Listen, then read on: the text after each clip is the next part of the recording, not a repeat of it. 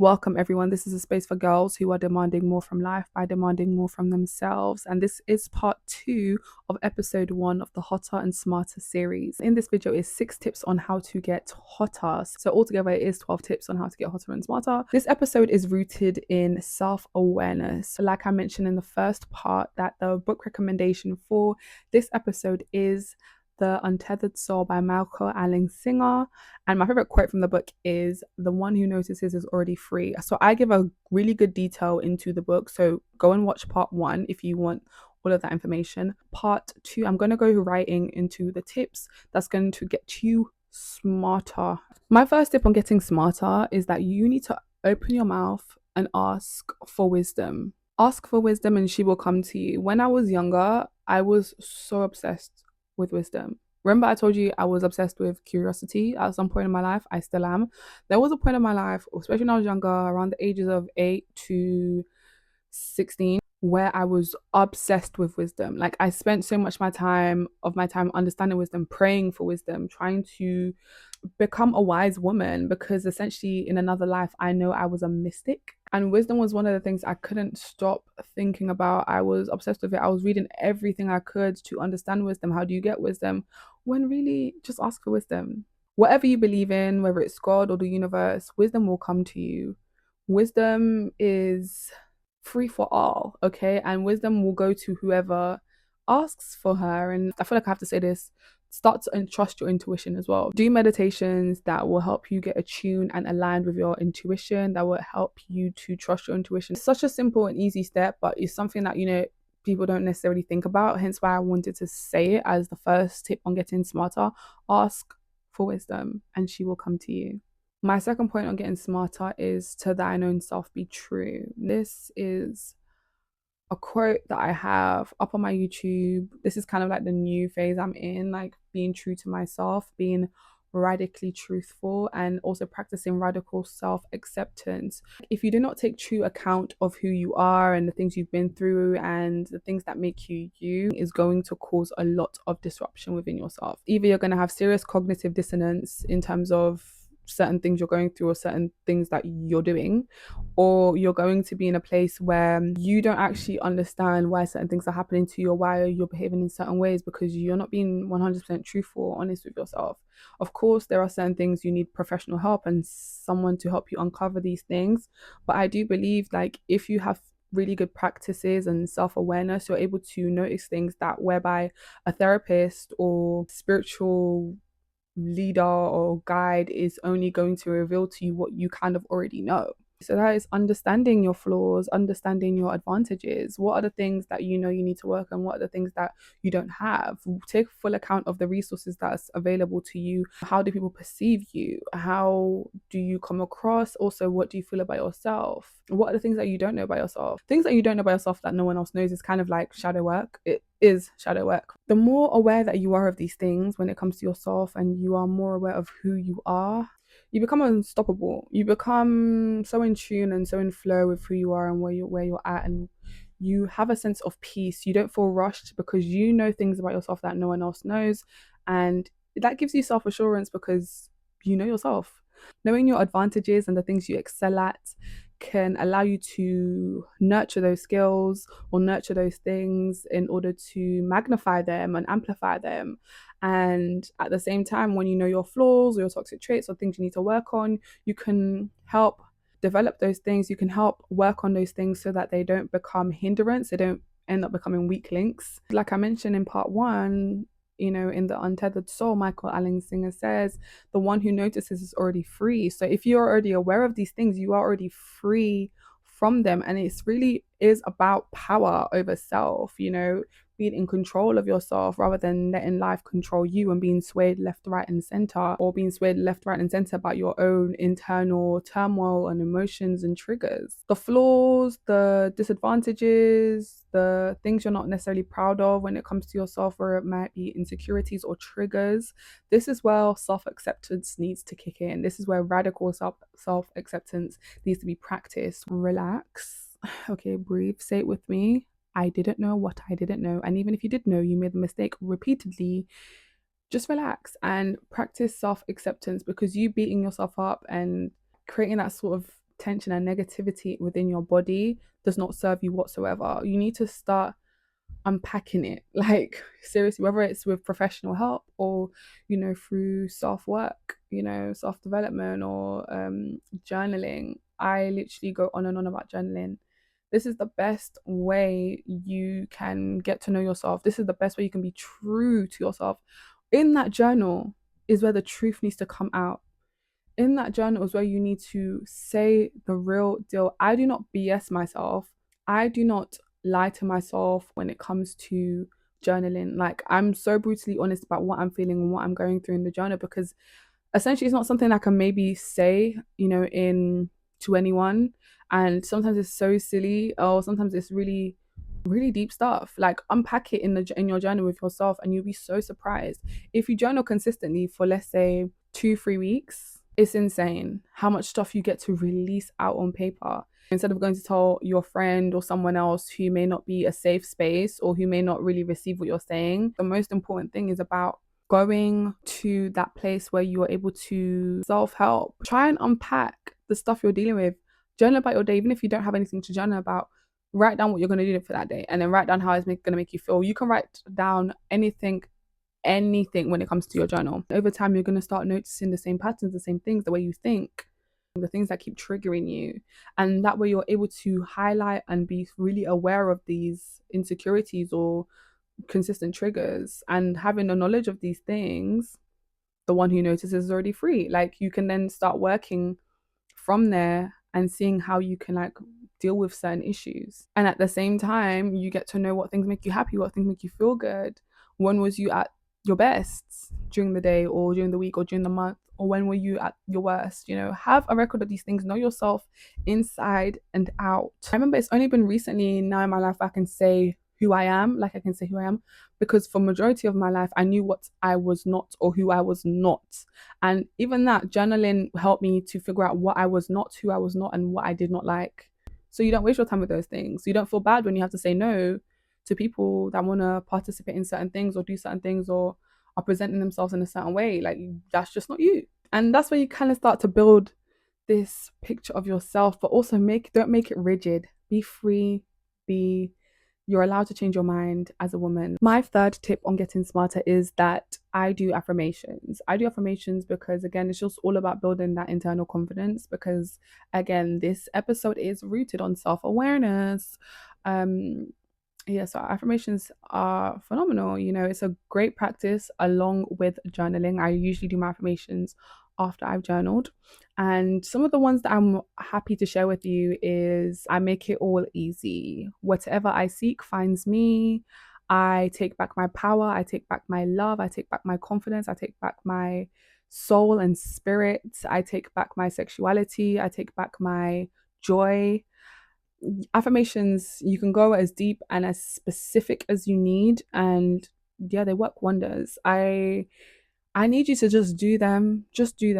We've all seen that experiment that scientists did when they spoke beautiful words into a glass of water, and the crystals that were formed, the patterns were beautiful. And then they spoke, harsh, horrible words to another glass of water, and again, the crystals that were formed from that particular glass of water were distorted in shape, and they were not cute. That is like scientific proof of what we already know spiritually, that there is power in the tongue. So include affirmations into your life. Say you are smart, beautiful, and worthy. Say you are intelligent and divine information accesses you easily. My next tip on getting smarter is taking full account of what you have. What resources do you have available to you right now so that you can then work towards your goals? Take account of what you have. Like, if you have access to a library, if you have Audible, if you're able to read fast, if you're able to process information really quickly, take account of this, be aware of this, because this is kind of like a superpower. It's kind of like an advantage. It's a resource that you can use. and it's going to help you in the long run when you are able to when you go on your journey with getting smarter, when you're studying and you're learning new things and you have that curiosity for life. I know when it comes to studying and learning, I can draw conclusions from different areas and different topics because I'm dyslexic and it's kind of a gift, and I look at things from a holistic picture rather than focusing on precise like little areas or a smaller picture. I look at things on a wider scale, and it's beneficial when it comes to making, you know, connections that aren't conventional.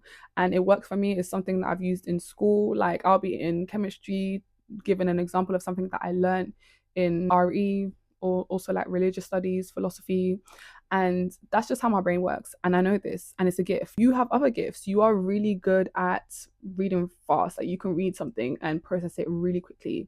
That's superpower. Or you actually have quite a bit of money, so you're able to buy a whole bunch of resources that can help you take things to another level when it comes to your personal development and your self-development journey. And also, you can have more than one gift, by the way. You can have more than one resource that's available to you that you can draw from. So enjoy, take account of these things and maximize these things that you have. My second to last point on getting smarter is seek expert help.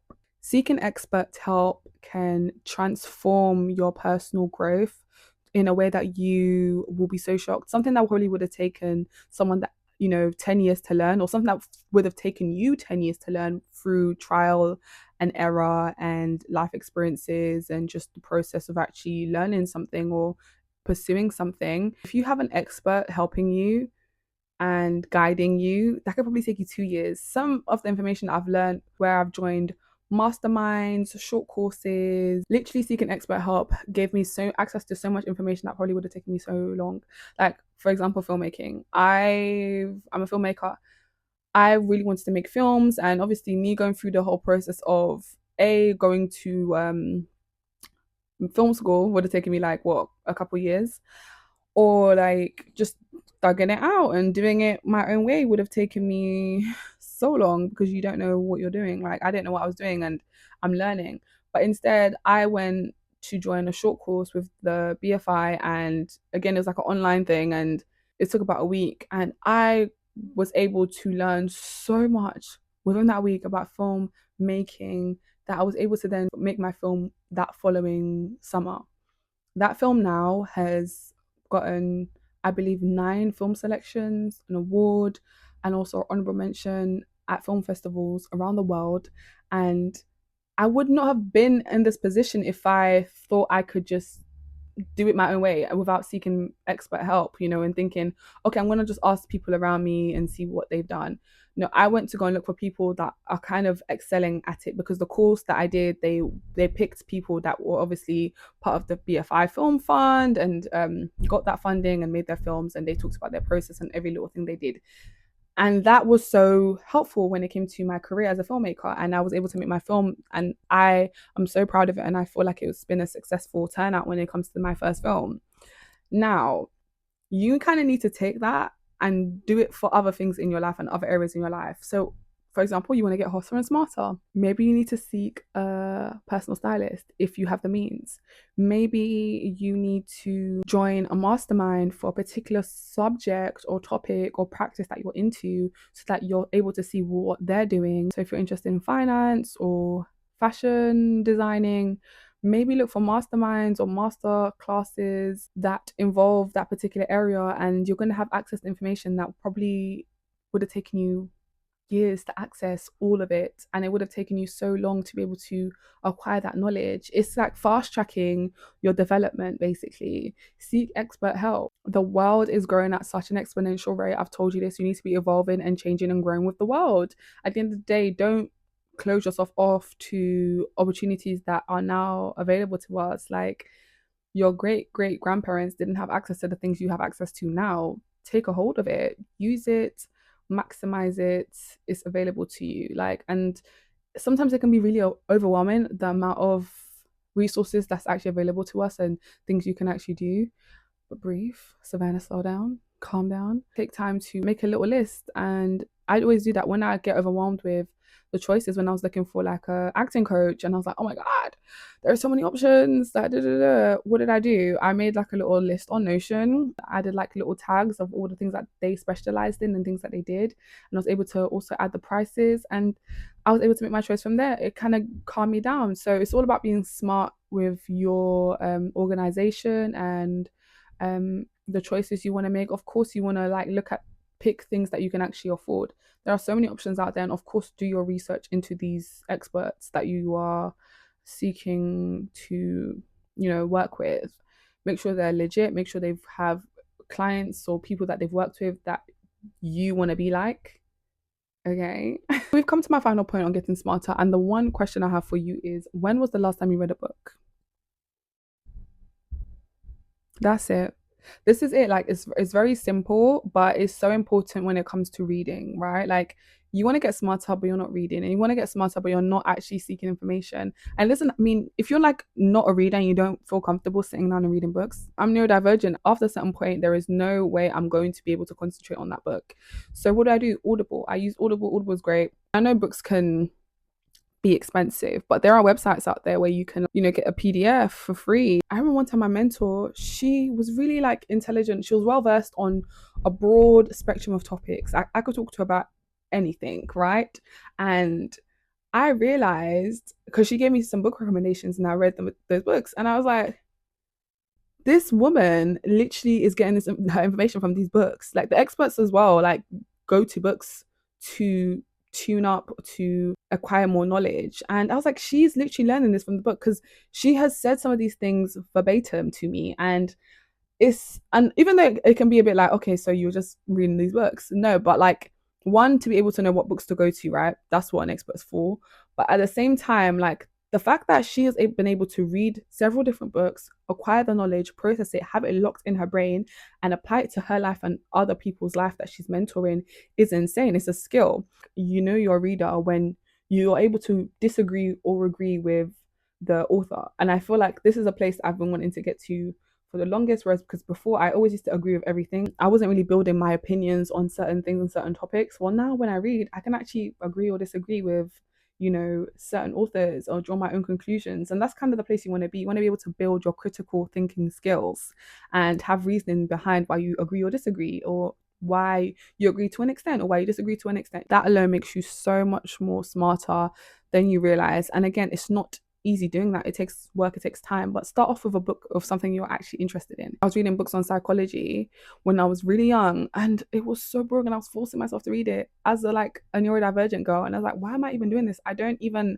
want to read this. There are other books on psychology that I find a lot more interesting, that are more entertaining for me to read and more informative, rather than going through these books that are so slow and painful to read. Thank you for watching the second part of episode 1 on how to get hotter and smarter. And these have been the 12 tips in total of part 1 and part 2 on this episode. Look out for episode 3 on the Hotter and Smarter series, where I'm going to be giving even more practical tips on how to get hotter and smarter.